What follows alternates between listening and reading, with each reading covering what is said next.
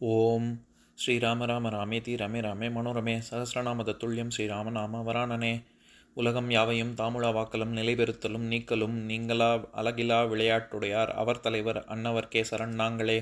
எத்திர எத்திர ரகுநாத கீர்த்தனம் தத்திர தத்திர கிருத்தமாஸ்தகாஞ்சலிம் வாஷ்பவாரி பரிபூர்ணலோச்சனம் மாருதிம் நமது ராட்சசாந்தகம். அஞ்சிலே ஒன்று பெற்றான் அஞ்சிலே ஒன்றை தாவி அஞ்சிலே ஒன்று ஆறாக ஆரியர்க்காக ஏகி அஞ்சிலே ஒன்று பெற்ற அணங்கை கண்டு அயலாரூரில் அஞ்சிலே ஒன்றை வைத்தான் அவன் எம்மை அழித்துக் காப்பான். இன்னைக்கு நம்ம கம்பராமாயணத்துல பாலகாண்டத்துல கையடை படலத்துல 21வது பாடல் பார்க்க போறோம். அன்ன தம்பியும் தானும் ஐயனாம் மன்னன் இன்னுயிர் வழிகொண்டால் என சொன்ன மாதவன் தொடர்ந்து சாயை போல் பொன்னின் மாநகர் புரிசை நீங்கினான். இதுதான் பாட்டு. இப்ப பதம் பிரிச்சு பொருள் பார்க்கலாம். அன்ன தம்பியும் தானும், அவ்வாறே வில்தாங்கிய தம்பியாகிய இலக்குவனும் ராமபிரானும் ஐயனாம் மன்னன் இன்னுயிர் வழிகொண்டால் என தமது தந்தையாகிய தசரத மன்னனது இனிய உயிரே தொடர்ந்து செல்லுதல் போலவும் சாயை போல் அம்முனிவனது நிழல் போன்றும் சொன்ன மாதவன் தொடர்ந்து மேலே சொன்ன விஸ்வாமித்திர முனிவனை தொடர்ந்து பொன்னின் மாநகர் அழகிய அந்த அயோத்தி நகரத்தின் புரிசை நீங்கினான், மதிர்புறத்தை கடந்து சென்றான். இப்ப நம்ம இந்த பாட்டுல இருக்கக்கூடிய நயங்களை பார்க்கலாம். அதாவது ராமனை மன்னன் தனது உயிரென கருதி இருந்ததுனால அவர் ராமன் விஸ்வாமித்திரரோட செல்லும் பொழுது தசரத மன்னனுக்கு எப்படி இருந்ததுதான், கூற்றுவன் தன்னோட உயிரே பிரியற மாதிரி மன்னன் இன்னுயிர் வழிகொண்டால் என மன்னனுடைய உயிர் அதாவது அவனை விட்டு பிரியற மாதிரி இருந்தது. ஏன்னா இந்த இடத்துல உயிர் அப்படிங்கிறது ஆன்மாவை குறிக்கிறது. அதாவது உயிருங்கிறதுக்கு நிறைய பொருள் இருக்கு. ஜீவனை குறிக்கும், ஆன்மாவை குறிக்கும், பிராணிகளை குறிக்கும், ஜன்ம லக்னம் இருக்கு. அதுக்கப்புறம் நம்ம அது இல்லைன்னா ஒரு எழுத்தே உருவாக முடியாது அப்படிங்கிறதுனால உயிரெழுத்தையும் குறிக்கும், மூச்சு காற்றையும் குறிக்கும், காற்றையே குறிக்கும். அதை தவிர்த்து ஓசை, அதுக்கப்புறம் ஒரு கால அளவு, இந்த மாதிரி நிறைய அர்த்தம் இருக்கு. இந்த இடத்துல உயிர் தன்னை விட்டு பிரியுது அப்படிங்கிறதுனால இந்த இடத்துல உயிருங்கிறது ஆன்மாவை குறிக்குது. அதனாலதான் உயிர் வழி கொள்ளலும் அப்படின்னு சொல்றாரு. அதே மாதிரி இன்னொரு அடையும் ரெண்டு உவமை சொல்றாரு. ஒண்ணு ஆன்மா உயிரை உடலை விட்டு பிரியற மாதிரி இருக்கு. இன்னொன்னு சொன்ன மாதவன் தொடர்ந்து சாயை போல் அப்படின்னு சொல்றாரு.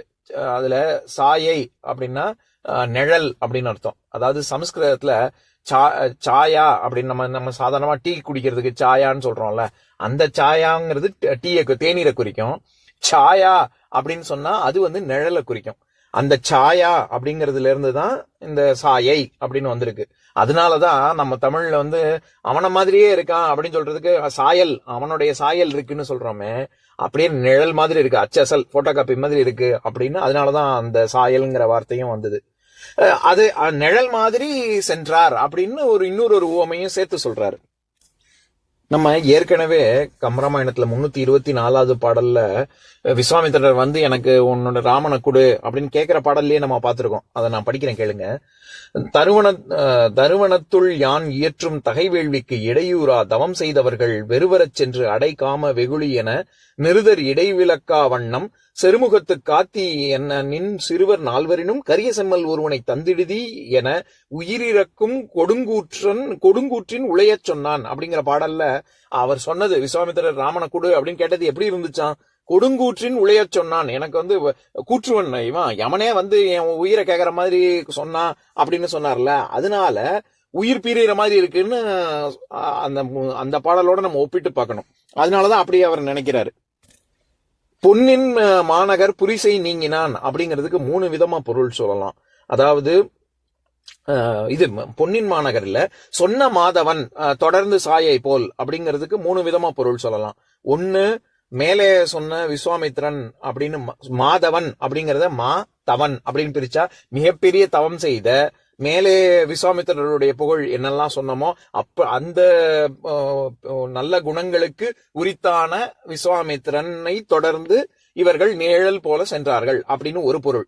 இன்னொன்னு, சொன்ன மாதவன் அப்படின்னு சேர்த்தா ராமன் மேலே ராமன் எப்படி உலகம் தாங்கினான் அப்படின்னு போன பாட்டுல தானே பார்த்தோம். எப்பேற்பட்ட வில்லை ஏந்தி கொண்டு சென்றான், அப்படி மேலே சொன்ன மாதவன் பின்தொடர்ந்து சென்றான், விஸ்வாமித்திரனை தொடர்ந்து சென்றான் அப்படின்னு இன்னொரு பொருள். மூணாவது, சமஸ்கிருதத்துல ஸ்வர்ண அப்படின்னா தங்கம்னு அர்த்தம். ஸ்வர்ணா அப்படின்னா ஸ்வர்ணா அதெல்லாம் தங்கத்தை குறிக்கும். அந்த ஸ்வர்ணா அப்படிங்கிறதுக்கான தமிழாக்கம் தான் சொன்ன அப்படிங்கிறது. அப்போ தங்கமயமான உடலை கொண்டுள்ள ராமபிரான் அப்படின்னு இன்னொரு அர்த்தமும் பண்ணிக்கலாம். அடுத்தது பொன்னின் மாநகர் அப்படிங்கிறது இங்க அயோத்தியை தான் குறிக்கும். அதுவும் நம்ம அயோத்தி நகரத்து மதிலை விட்டு சென்றான் அப்படின்னு. ஏன்னா நம்ம அயோத்தி நகரை வர்ணிக்கிற இடத்துல நகரப்படலத்துல கம்பருடைய பாடல் 98வது பாடல் அதை படிக்கிறேன் கேளுங்க. தங்கு பேரருளும் தர்மமும் துணையா தம்பகை புலன்கள் 5 அவிக்கும் பொங்கு மாதவமும் ஞானமும் புணர்ந்தோர் யாவர்க்கும் புகலிடமான செங்கண்மால் பிறந்து ஆண்டு அளப்ப அருங்காலம் திருவின் வீற்றிருந்தனன் என்றால் அம்கண்மா ஞாலத்து இன்னகர் ஒக்கும் பொன்னகர் அமரர் நாட்டு யாதோ அப்படிங்கிற பாட்டுல பொன்னால் அமைந்த இந்த நகரம் அயோத்தி நகரத்துடைய பெருமை சொல்லும் பொழுது இது மாதிரி தேவலோகத்துல அந்த நாட்டுல எங்கேயாவது இது மாதிரி ஒரு பிரமாதமான ஒரு நகரம் இருக்கா அப்படின்னு கம்பர் கேட்டிருப்பார்ல. அங்கேயே பொன்னகர் அமரர் நாட்டு யாதோ அப்படின்னு தான் சொல்லியிருப்பாரு. அதனால அதே மாதிரி இங்க பொன்னின் மாநகர் அப்படிங்கிறது பொன்னால் அமைந்த நகரமான அயோத்தி அப்படின்னு பொருள் கொள்ளணும். புரிசை நீங்கினான் அப்படின்னா புரிசை அப்படின்னு நம்ம மதில் சுவர் மதில் அப்படின்னு பார்த்தோம்ல, அது புரி அப்படின்னா ஊருன்னு அர்த்தம். அதனாலதான் அழகாபுரி இந்திராபுரி அப்படின்லாம் சொல்றோம்ல. புரினாலே ஊருன்னு அர்த்தம். அந்த புரிங்கிறது தான் தெரிஞ்சு ஊர். நம்ம இப்ப இந்த ஊர் திருவரம்பூர் அப்படின்லாம் வருது இல்ல, அந்த ஊர் புரி ரெண்டும் ஒண்ணுதான். எதுக்கு சொல்ல வரேன், இந்த புரிசை அப்படின்னா இப்பதான் சாயா அப்படின்னா நிழல்னு பார்த்தோம். ஊரின் நிழல், ஊரினுடைய எல்லை என்ன இருக்கும், மதில் தான் இருக்கும். அந்த மதிலின் நிழல் அப்படிங்கறதுனால அந்த புரிசை அப்படிங்கிற ஊருடைய எல்லை பகுதி அப்படிங்கறதுனால அது புரிசைன்னா மதில குறிக்குது. இப்ப நான் பாட்டை இன்னொரு தடவை படிக்கிறேன் கேளுங்க.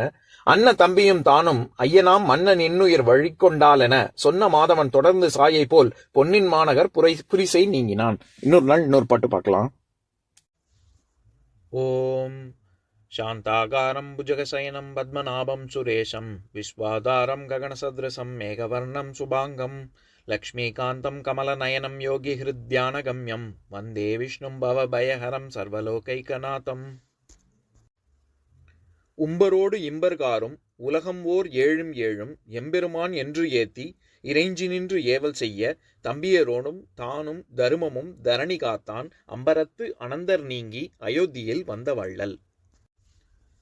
ஓம் பூர்ணமதः பூர்ணமிதம் பூர்ணாத் பூர்ணமுதஸ்யதே பூர்ணஸ்ய பூர்ணமாதாய பூர்ணமேவாவசிஷ்யதே. ஓம் சாந்தி சாந்தி சாந்திः. ஓம் சர்வேஷாம் ஸ்வஸ்திர்பவது சர்வேஷாம் சாந்திர்பவது சர்வேஷாம் பூர்ணம் பவது சர்வேஷாம் மங்களம் பவது. ஓம் சாந்தி சாந்தி சாந்திः. ஓம் சர்வே பவந்து சுகினः सर्वे सन्तु निरामयाः सर्वे भद्राणि पश्यन्तु मा कश्चित् दुःखभाग् भवेत्. ओम शांति शांति शांति.